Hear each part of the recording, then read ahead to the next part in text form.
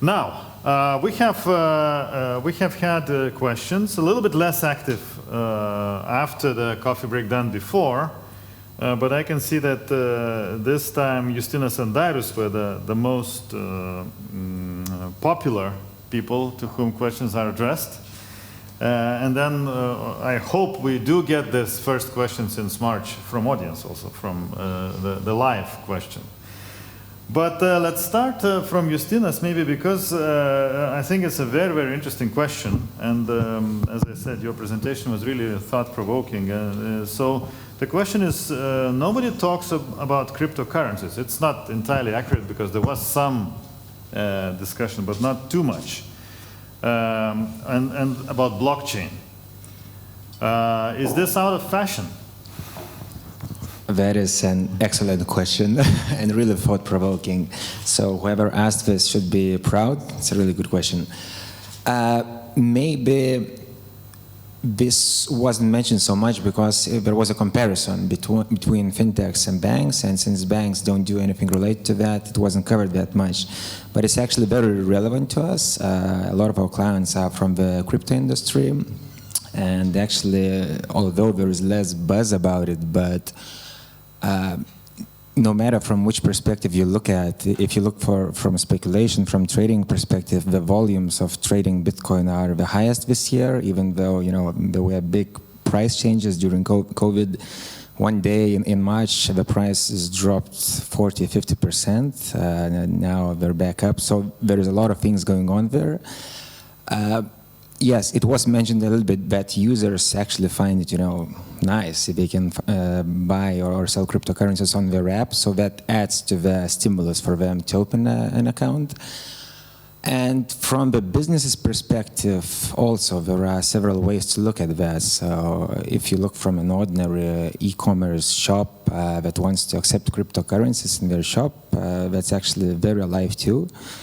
There are several Lithuanian companies providing it, so SpectraCoin, CoinGate, and CoinGate is probably the most known name, and they've been doing really fine with digital customers in that field by providing a gateway to accept cryptocurrencies and convert them to fiat currencies. And also in the global sphere, maybe it's not as loud as was Facebook's Libra, for example, but large financial corporations, JP Morgan, for example, they established their own stablecoin. Stablecoin essentially is a cryptocurrency that's backed one-to-one with a real-life asset. Usually it's $1. So they made this virtual dollar, and they're essentially their internal blockchain for settling payments between the different departments, their global departments, Asia, US, Latin America. So it's alive, and there are a lot of other corporations doing that. IBM is developing a lot of blockchain solutions for enterprises. Fidelity, one of the largest asset management companies in the world, if not the largest, they're developing custodian solutions. So essentially, they're going to be the ones, you know, securely storing cryptocurrencies, and that would allow serious players such as, you know, wealth management fund, asset management funds to securely store them. And there are, you know, wherever you look at, Goldman Sachs, they've invested in a stable coin as well. I think it's called Circle. So it's alive, maybe not as flashy as it used to before, but it's, you know, it's very alive. Thank you. Thank you for a really deep answer. Dario, maybe there was a question before the break, so I thought maybe we should bring it also here. The Lithuanian stimulus package and the Lithuanian government response to the COVID, and you spoke about this a little bit, but maybe you can give an evaluation and also comparing it to other countries, or what is it? I mean, how do you evaluate? Is it enough?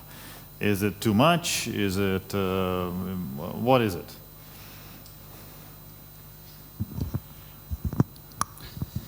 Very interesting question.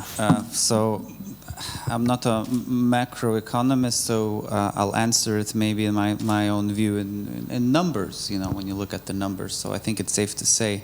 Actually, we had a good discussion today with a colleague here who gave the analogy that the the economy was stopped by the government, and then the government was trying to find ways to run it, rerun it again. So basically by pushing money there. So which is, I think, really what happened when you think about it. I think we have to understand that all of the countries are doing it.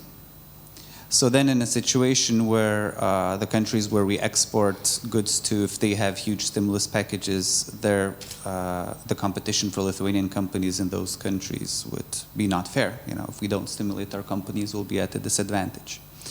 I agree with Morten in the sense that we have a lot of reserves in terms of debt, but then how much debt is good or enough. When I was young, 20% of GDP, that was a lot. Nowadays, 60 seems to be the minimum. And then there are thoughts that, well, you can have 100% as long as you make your interest payments on your debt based on your GDP, you're surviving. So I'm a bit wary of where this is going to take us. So to sum up, I think the response was what it sort of had to be. You can't do nothing, but we have to be wary, as I said in my presentation, of where it's going to take us. Thank you. There's another question to you, Darius, so maybe you can keep the mic. Okay. The question is, now you talked about the moratorium and kicking the can, but on the other hand, how many clients have used it in Lithuania? Did they really kick the can down the road? I think the statistics are that, or at least our government is saying that the program has been effective, and out of the 5 billion that were planned, 1 billion has been distributed. I also tend to think that most of the money went to small ticket items, as I say. So it's not that a few companies got a few 100 million. I think it was more or less the smaller companies that got a lion's share. So I would say it's been rather effective. Now, the bigger companies are still waiting in line, and with the launch of the new Viva Fund, if we call it, that's going to be another 500 million of larger ticket items. So I think overall quite a good part of the economy, and especially the part was affected most, got at least something or got a good part. Thank you. Monika, there's a question to you, and again, I think it's provoked by your very creative presentation, so it's very visionary. How would you, what would be your formula for a successful new SME bank? What is most important for if somebody decided to create a new SME bank? Well, our vision is beyond to become just the best SME bank. No, it's for others. I mean, it's your advice if there's a person here, and apparently there is, because these questions don't come out of nowhere, who would think about an SME bank, what is the advice? That's, I think. No, first of all, SME is highly underserviced customer segment in Lithuania. So many of us know that, and there are a lot of statistics and evidences around that.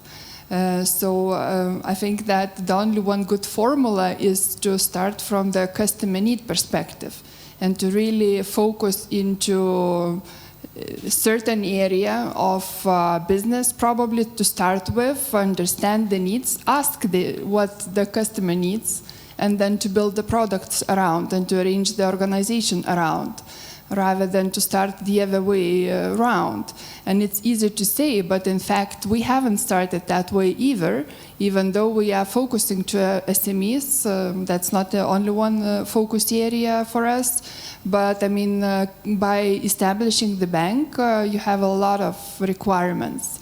And today we are observing being very much disbalanced organization in terms of how many people facing on a daily basis customers do we have, and how many we have in the risk department, AML, and elsewhere. So probably, well, I would not be too smart to start sharing those numbers, but you all know what I mean. So it's a hard, actually, task to find the best formula, but I think that everything starts from the customer need and from the focus. Because if it's all scattered, then it's difficult to be the best at something. Thank you. And there's a question to Liudas also, and that's you talked about the modern the modern outlook that the bank is portraying in the social networks and using Instagram for the Generation Z and so on. So there's a question here. What are the risks of, is there a risk in being a modern bank? Maybe this is not really compatible with the trust as the image of a trusted partner. Your tips how to combine being trusted partner, so I guess this means being conservative and stable and the same all over the years, with this modern bank image and being ever changing and ever adapting. I guess there is, how to say, for me it's very simple. The banks should innovate, and the banks should be, maybe they should not be ahead of the curve, and maybe this is something what we should learn and cooperate with incumbents and FinTechs. There are, banks can't probably be that fast, and we can compete with the speed, but there are some certain synergies. But I don't see the clash here. I don't think that being modern and being open is somewhere controversial. I think we had, if the question was on specifically on this openness on the social media, of course it has some risks, and it has all those dialogues on the social media which are publicly seen. By the journalists, by the media, by some other people. So basically everything that you are talking is public. So we have number one rule is never discuss private issues on public. Basically we are solving the issues privately with the person, and then commenting them on the wall after the conflict or basically the issue is resolved. But main rule is to be as transparent as possible, because the society has changed and the habits have changed, and we just cannot live in our own bubble. We are part of this discussion already. If we are tagged on Facebook as a person or as a company, we are already participating in this discussion, and we cannot live in the trench like we used to some few years ago, only communicating one way during the press conference. This is not happening. And there are so many inspirational cases that companies are dealing on the social media and on the media with the people, and I say almost 100% of the cases when you resolve the conflict, the customer is happier, and then he becomes, rather from being the hater, he probably becomes the ambassador, most of the cases. And that's, this golden rule of NPS. Thank you.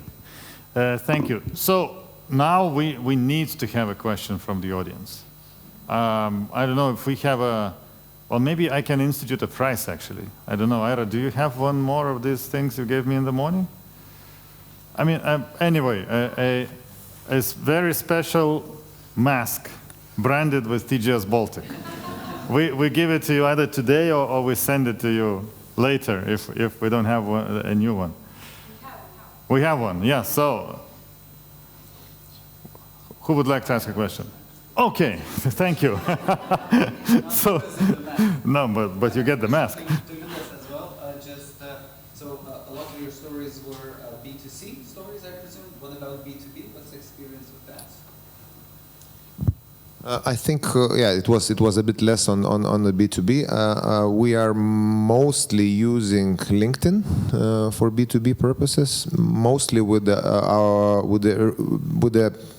communication related to our innovation center, where also some of those partnership initiatives are already happening, but it could go faster. So we just kind of did it step by step. We said, customer care first of all, and we have intentionally launched the Instagram because we thought that we need to establish this dialogue with the millennials. But definitely LinkedIn is the place where the B2B conversations are happening. And I should say that from a communication perspective, this is the most efficient channel. Not necessarily cheapest, but the most efficient from B2B perspective. And thank you. And by the way, the conversation about this conference is now going on in LinkedIn, if you haven't noticed. And Verslo žinios has an article about this conference already, about what the minister said. So information is moving at an incredible speed.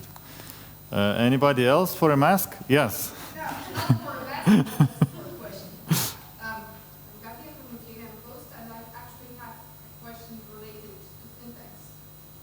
And do you think the licensing, as you said, this is a perspective to go for licensing for FinTechs, would it change and would not hinder the flexibility and the speed of FinTechs that we do have now? Another good question. I think it may, because there's probably more regulation if we, if a fintech moves from an EMI to a specialized bank. But the roots are in the fintech, in the EMI, so they already know, how to handle the clients the fast way. So I actually don't think there would be like too many changes. We have a procedures that a specialized bank has already, especially when it comes to compliance. So it's a theoretical question. I don't know what actually would happen if we convert to a specialized bank. Maybe Monika could tell more, but I don't see a lot of. There's going to be more regulatory changes, but in terms of how we react to clients, I don't think there would be so many different changes. Thank you. If somebody wants to ask a question, please use the mic, because we have people participating on Zoom, the speakers. Well, I have a question. I don't know. Maybe it's going to be tricky or too deep. Well, you judge for yourself. But this conference is about the banking in the global playground. And we saw that the crowd here is very optimistic and very forward-looking and very ambitious. And as a country, Lithuania is very optimistic and forward-looking and ambitious. And we have lots of startups. We have investments from other countries, but also we have startups, and we have some unicorns, a unicorn, and then I think there's another in the pipeline. Not in banking and finance industry. Is there a unicorn coming in banking and finance industry? And where you think this would be a place or a business niche to look at? Who would like to visionize or say a visionary answer? I can go, but I can go last. Why don't you go first? Yeah, so in my presentation, when I talked about regulation effects, the need for fintechs to be bigger, I used the word mergers, not acquisitions, because the valuations of the fintechs, in my view, preclude them from buying each other out straight away. Where there would be a unicorn if somebody bought another, like a big unicorn, buying a small unicorn would make that a small unicorn. So my guess would be, rather than in the Baltic states or maybe in Lithuania, through some mergers, we could possibly see a unicorn that way. I think that should be the theme for the next few years, because I think you become a unicorn if you get funded, but funding is drying out a bit. So maybe that's one way to become a unicorn, just to be really cool. Yes, thank you. I think it has a lot of challenge for the bank or for the highly regulated fintech to become a unicorn in a way that to correspond the investors' expectations. If that's kind of shareholder, for example, which for sure requires the return. Right, because the unicorn that we are speaking about, or some other good examples, I mean, if to look purely from the company financial situation perspective, then the numbers are usually in red, right? So, and then the banks, especially the banks, are so highly regulated and with huge requirements. So I think it's a great vision from the business perspective, but then what to do with all the mandatory and regulatory requirements at the end of the day, right? And there are great ideas. I think that one, just let's skip regulatory and financial requirements. There are great ideas. Lithuania is a very small country to develop the unicorn. So definitely we need to look into the global playground for that. Maybe Lithuania can be a starting point or a hub or the source where the competence pool is developed or the technologies are developed. And this is the way to contribute probably to some global unicorn. Yeah, thank you. And by the way, Elon Musk, he was mentioned here also. I think he showed everyone that investors can wait for the return for a very, very long time. And, and can still value a company very, very highly. Somebody else would like to pitch in on this? No? No. Maybe just a short. I won't speculate on the unicorn, but I think the main challenge for traditional banks would be the speed of digitization and catching up with the world trends. I think this is how fast banks can reprioritize their digital agendas. At the same time, for FinTechs, I think the biggest challenge would be to find ways how to monetize their business, because we see many evolving, emerging businesses with huge amount of cards and clients, but I haven't heard so far stories on how they monetize. And although you say that Elon Musk can wait, and investors can wait a fortune, but we need to see some examples where monetization happens. Yeah, of course. Thank you. Anyone else would like? This is the last chance now for a question from the audience. Yes, please. Please wait for the mic. I really like the question on unicorns, and maybe a follow-up question here. So, if you think about unicorns, it seems like an obvious solution to attract, because we have this so active Bank of Lithuania looking for fintechs to be attracted. But on the other side, we kind of get potentially a large fintech coming in, and with the weight of all of the potential, insurance of the deposits, all of that. Like sincerely, would the Lithuanian banking system vote for this as a good initiative, or it's a bad idea, in essence, increasing the risk for such a small country? Do we want a unicorn in financial industry? That's a great question. So what do you think? Liudas, do you want a unicorn? Would you open an account for a unicorn? It's a question, I guess others are more competent to answer this question, but as a patriot, as a Lithuanian, definitely, the more unicorns in the country, the better. So, but I think the question was excellent in the way that, yes, unicorn is great, and it brings fame and investment and jobs, but it's also risky. So I think, yes, please.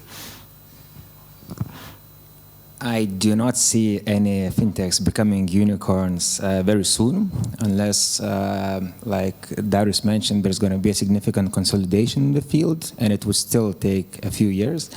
But I think those companies that actually grow to the size, they can't be responsible. So they have to have a risk management in place. And if they become unicorns, I think Lithuania should be proud. I would be proud too.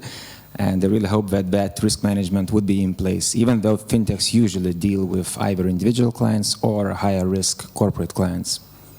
Thank you. Some other contributions on this one? This is something I didn't want to say, but I will say, I guess. So I think we have to look at it from this perspective. What would this financial institution do? Because at the beginning, when the fintech started, we had, let's say, company here who does one thing very well, let's say payments, and here we have a bank, which was, as explained, does everything very well. So banks have valuations around 1 times book value. These guys have around 1,000 times card users value or something like that. And now they're moving, so we had, we liked Revolut because, wow, awesome payments, and everybody was happy. But now Revolut and the bigger ones are moving here. So as they move here on the sort of product, risk management, prudential requirements, they become bigger, but they move and they become banks with valuations of 1 times book value. That's all. So it goes in circle. Thank you, Darius. Thank you all the panel. Please join me in thanking the panel for the discussion and for their presentations.